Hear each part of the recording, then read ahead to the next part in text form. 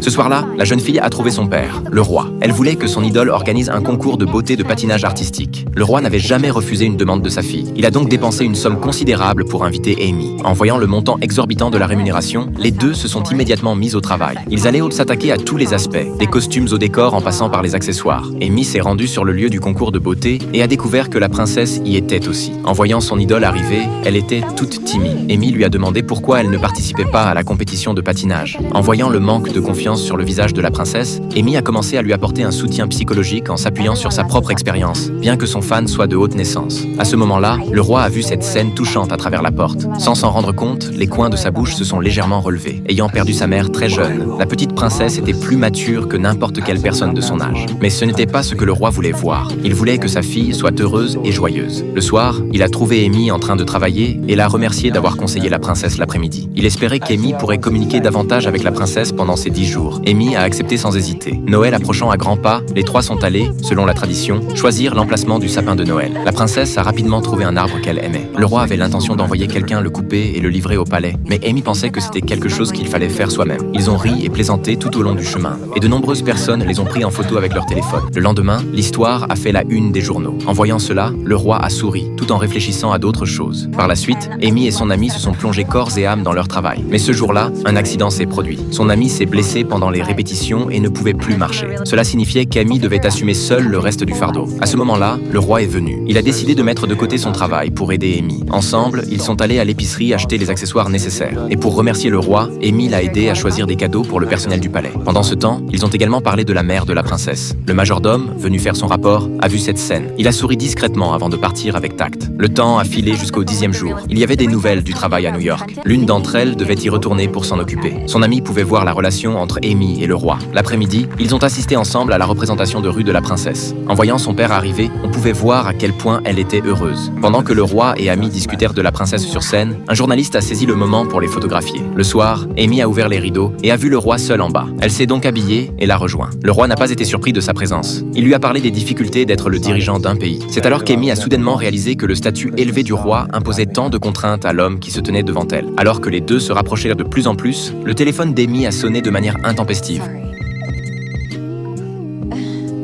C'était son ami qui appelait. Quelqu'un avait proposé un prix plus élevé pour acheter le lieu qu'elle convoitait. Elle ne pouvait pas prendre la décision seule. Amy a donc dit qu'elle y retournerait immédiatement après le concours. Jack a secrètement pris note de cette information. Le soir, le roi a regardé le journal qu'il tenait à la main. Après mûre réflexion, il a décidé de convaincre Amy de rester dans ce pays.